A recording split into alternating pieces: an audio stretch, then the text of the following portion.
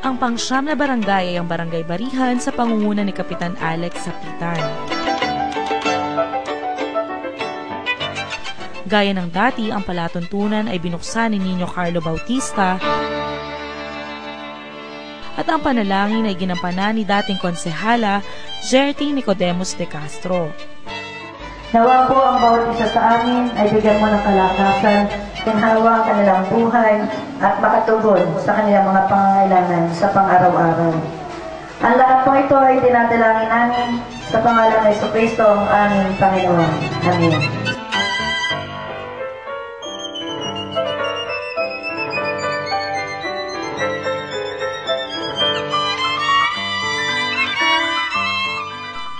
Nagbigay ng pagbati si Atty. Rizaldi Mendoza, ang City Administrator.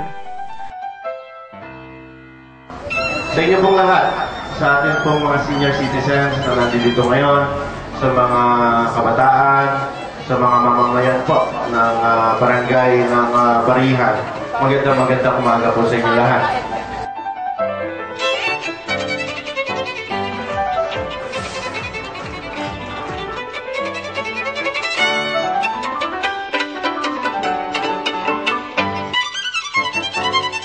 Gaya ng dati, ipinaliwanag ni Mayor Christian kung ano ang bayanihan sa barangay.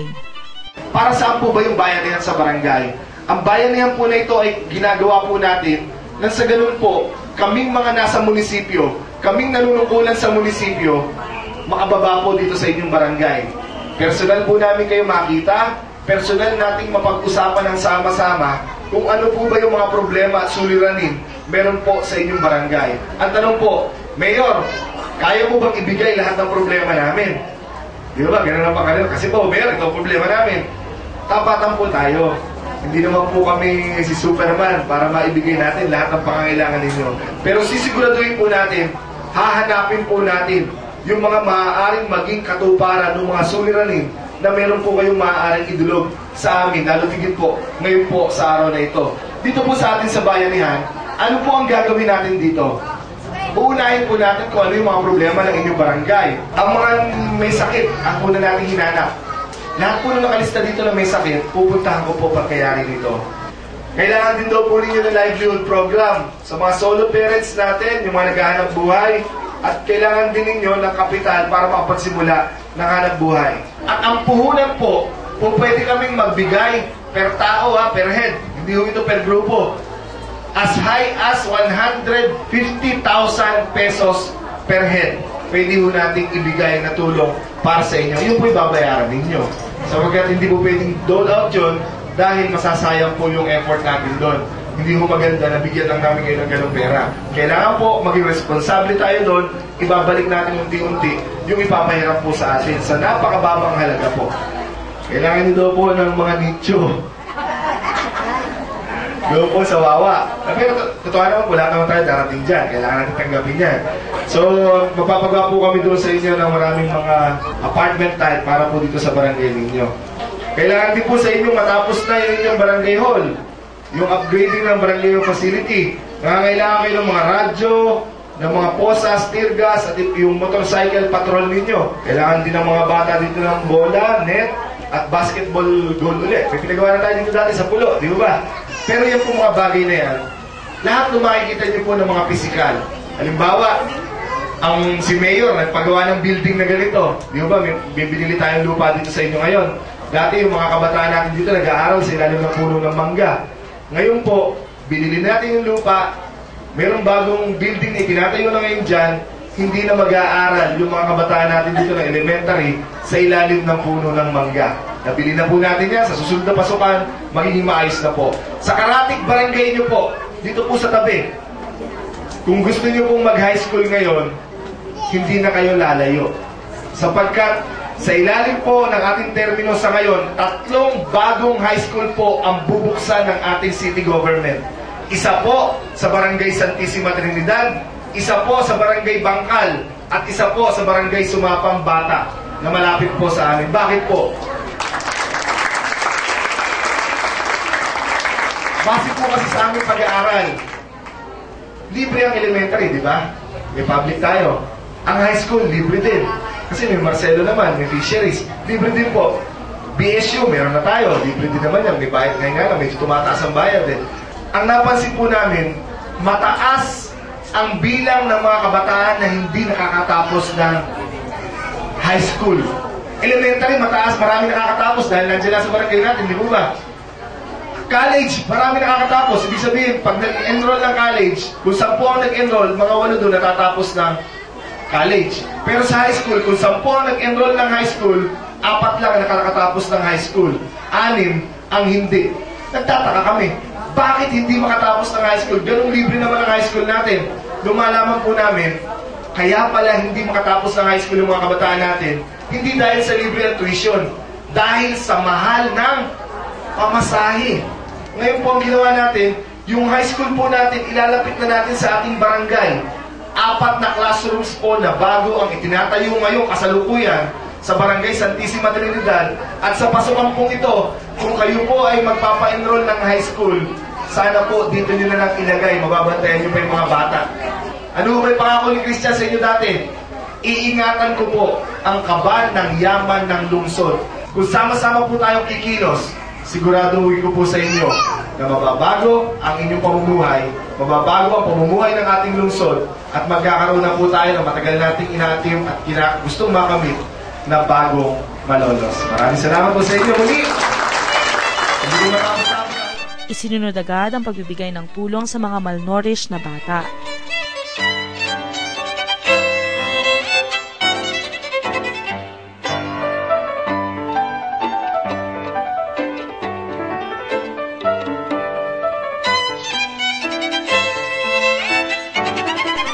Siyempre, hindi nakalimutan ang mga senior citizens,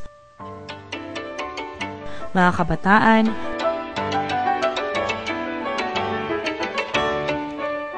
kababaihan at mga barangay tanod na napagkalooban ng mga gamit na kakailanganin sa mas maayos na pagroronda nila.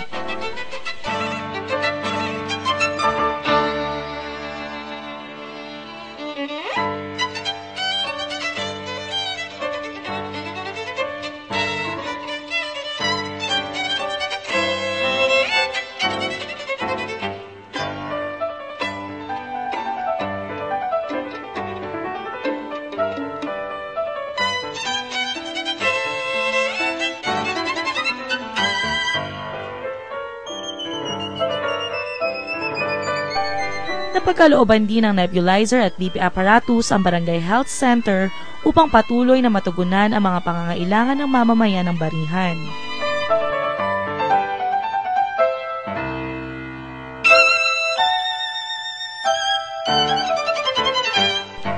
Ang pinakatampok ay ang pagdalaw sa mga may karamdaman na senior citizen at may mga kaarawan.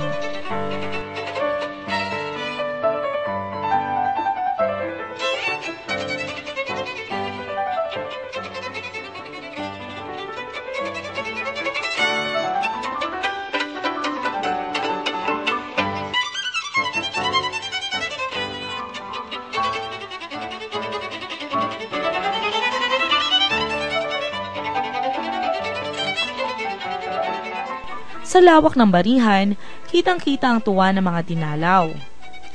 Damang-dama nila ang malasakit ng pamahalaan. Totoo nga na ang gobyerno na ang lumalapit sa tao. Happy birthday, happy birthday, happy birthday to you. Oh, di pa nakakandila. Di pa.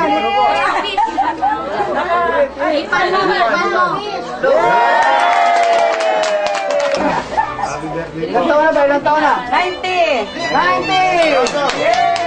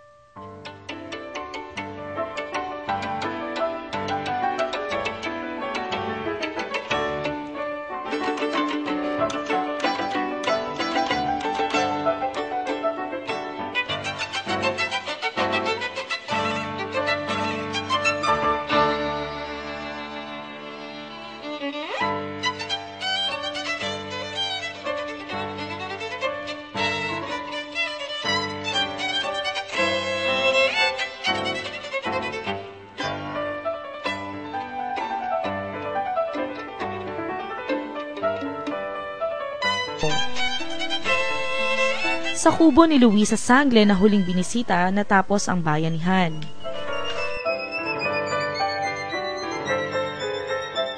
Isang mabungang araw na naman ang lumipas.